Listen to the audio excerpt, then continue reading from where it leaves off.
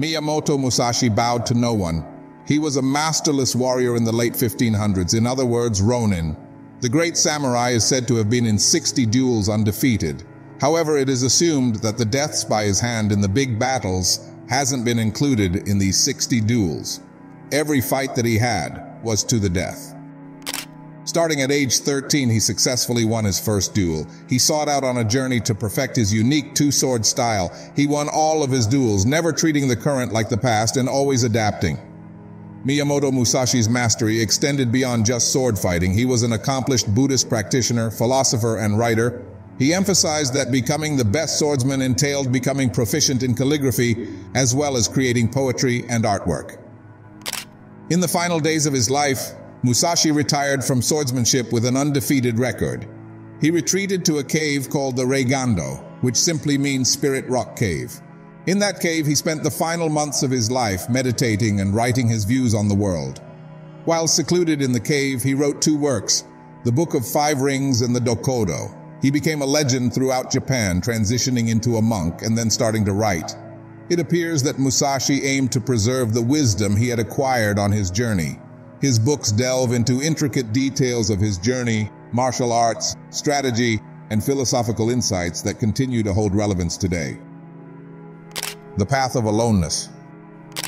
The Dokudo is an arcane text, as concise as it is wise, distilling Musashi's philosophy and way of living into 21 precepts.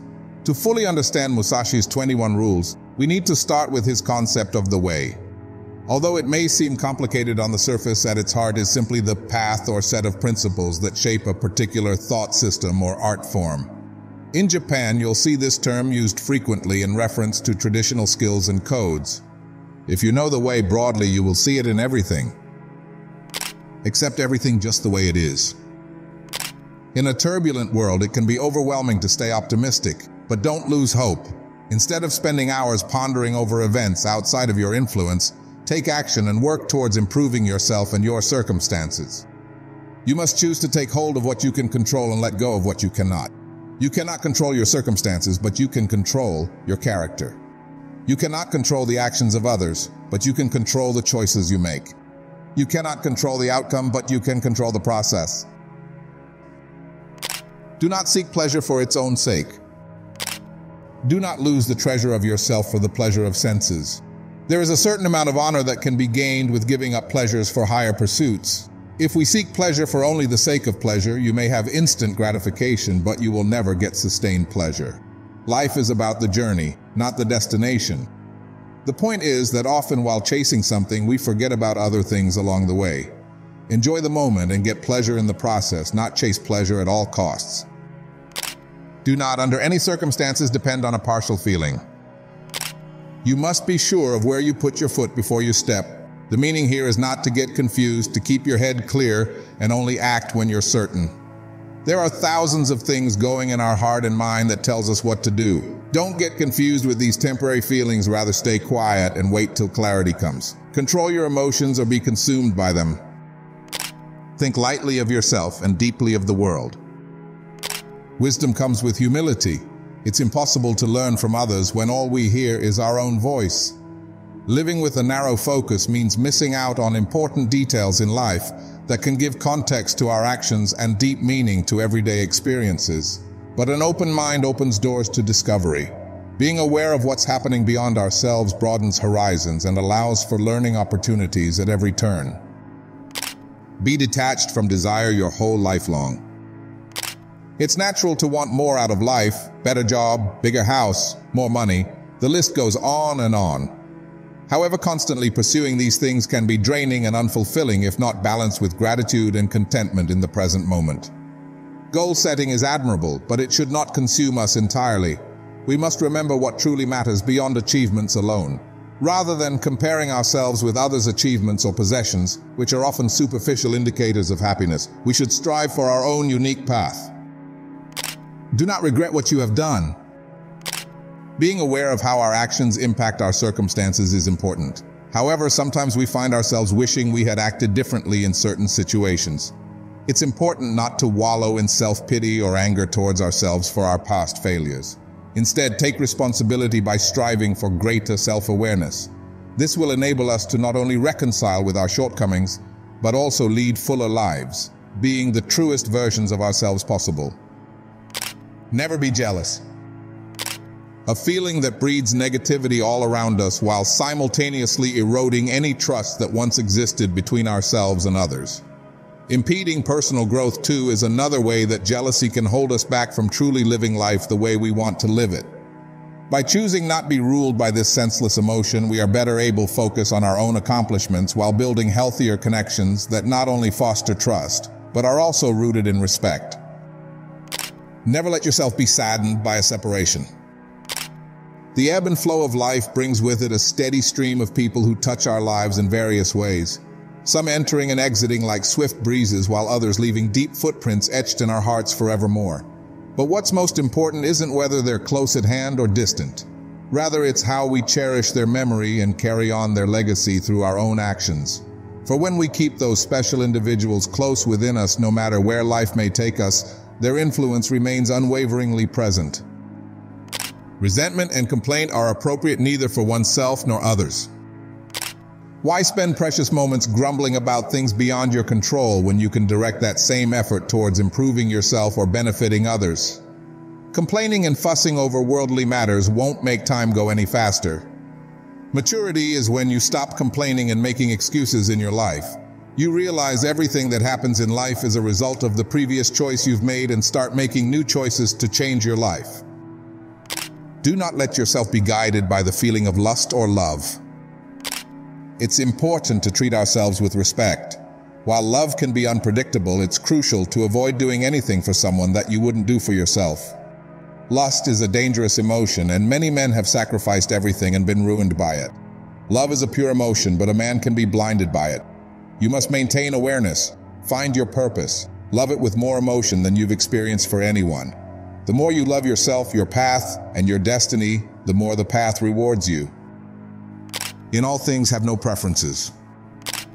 Embracing new experiences is essential for personal development. By keeping an open mind and trying things outside of your comfort zone, you can expand your horizons and discover unexpected opportunities in life. But refusing to break away from your usual routine could mean missing out on exciting prospects. The more preferences we have, the less flexible we become, and this will cause us to miss out on opportunities and better ways to do things. Be indifferent to where you live. Living is living. If you're unhappy with where you are, move, but in time you'll realize it's not where you live but how you live. Our internal problems will not be solved if we move to a different place or upgrade our standard of living. Don't try to fix an internal problem with an external solution. How we feel in life depends more on what we do than where we live. Remember the ancient Hermetic phrase, as above, so below, or as within, so without. It highlights the idea that our internal world reflects our outer world. Do not pursue the taste of good food. The pursuit of the taste of good food is the same kind of pleasure-seeking as lust. Remember, don't seek pleasure just for its own sake. It is recommended to eat food for the sake of health and not for the taste and pleasure that comes with it. Food should be seen as fuel for the body. You will stop appreciating simple food if you eat expansive and tasty food all the time. Be moderate with what you eat. Do not hold on to possessions you no longer need. Letting go of old possessions is one way to usher new experiences into your life. It's easy for the possessions of the past to pile up over time without us even realizing how much they're weighing us down emotionally and mentally. By periodically assessing which assets in our life are still adding value versus those that have served their purpose, you can make room for fresh opportunities and possibilities that come your way without feeling bogged down by unnecessary baggage from the past. Free yourself from a past that no longer serves you well and proceed toward the future. Do not act following customary beliefs. It can be easy to follow the crowd and do what everyone else is doing, but true fulfillment comes from forging your own path. Don't assume that traditional ways are always the best ways. Take ownership of your life and explore new possibilities. In doing so, you'll open yourself up to experiences and opportunities beyond what you ever thought possible.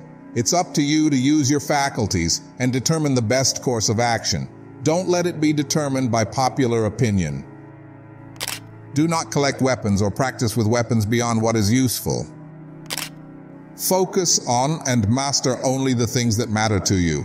Focus on mastering a few things instead of being okay at many things. Don't try to be good at everything. There isn't enough time and energy for that. It's better to be a master swordsman than an apprentice in many weapons. Do not fear death. Death is an undeniable aspect of human existence that we must accept as part of life's cycle. Fearing its arrival will only add more anxiety and tension into our lives unnecessarily. Avoiding such fears allows us to focus on living a fulfilled existence every day without threat or worry, while recognizing that passing away merely represents moving on to another phase within this experience. Instead of fearing it, we should embrace it as a transformative process from one state to the next. Do not seek to possess either goods or fiefs for your old age. Live a purposeful life by gathering only what is necessary. Every moment counts, so don't waste your precious time on useless things. Remember that the possessions you accumulate in old age will not bring you joy, and you cannot take them with you when you leave this world. True fulfillment comes from living a purposeful life and leaving a lasting legacy that extends beyond material possessions. In the end, it is the moments and the impact we make that truly define our existence. Respect Buddha and the gods without counting on their help. The age-old saying that God helps those who help themselves holds true even today. Our faith and reverence for God should not diminish. However, we must also recognize our responsibility to take action instead of merely relying on divine intervention. In short, we must pray for guidance while simultaneously working hard towards success. Pray as if everything depends on the divine and act as if everything depends on your own efforts and actions. You may abandon your own body, but you must preserve your honor. The concept of self-respect isn't new. It's been around since ancient times when warriors used to call it honor. These brave fighters have become famous through tales and legends for refusing to bow down before anyone, even if death was the only other option left for them. They never gave up on themselves despite losing battles. Instead, some chose harakiri in protest against disrespect or dishonor as a last resort out of sheer pride and principle.